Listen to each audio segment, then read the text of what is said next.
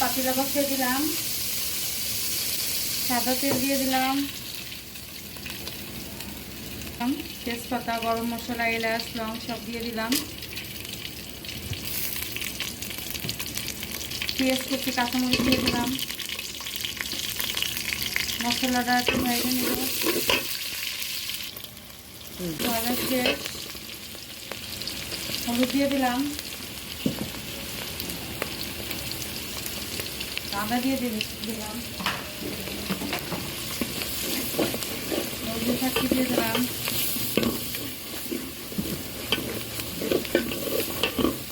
রসুন বাটা দিয়ে দিলাম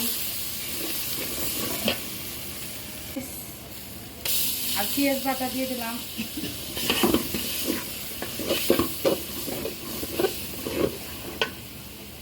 জিরা দিয়ে ধনিয়ার গুঁড়ি দিয়ে দিলাম, একটু পানি দিয়ে দিব।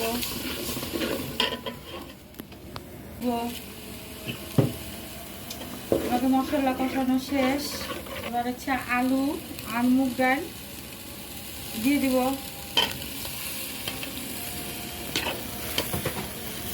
একটু কষিয়ে নিব, ঢেকে দিব 2 মিনিট। আপনারা নামিয়ে দেখব।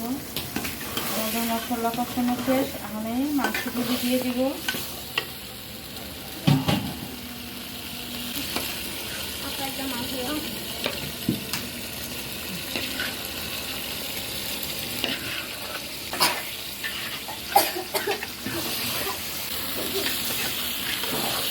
মাংসটা কষিয়ে নিলাম আলু দিয়া, ডাল দিয়া।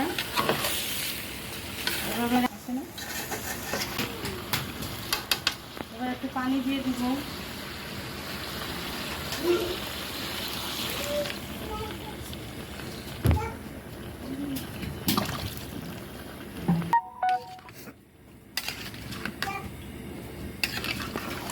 এবার একটু ঢেকে দেবো 5 মিনিটের জন্য।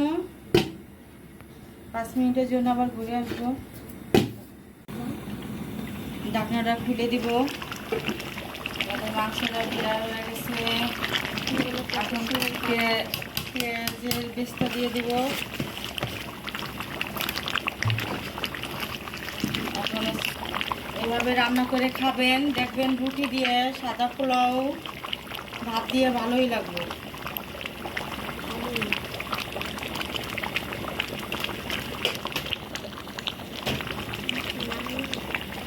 সুন্দর করে ঢাকনাটা খুলে দিব, দেখেন কত সুন্দর হয়েছে, ঘ্রাণ বের হয়ে গেছে।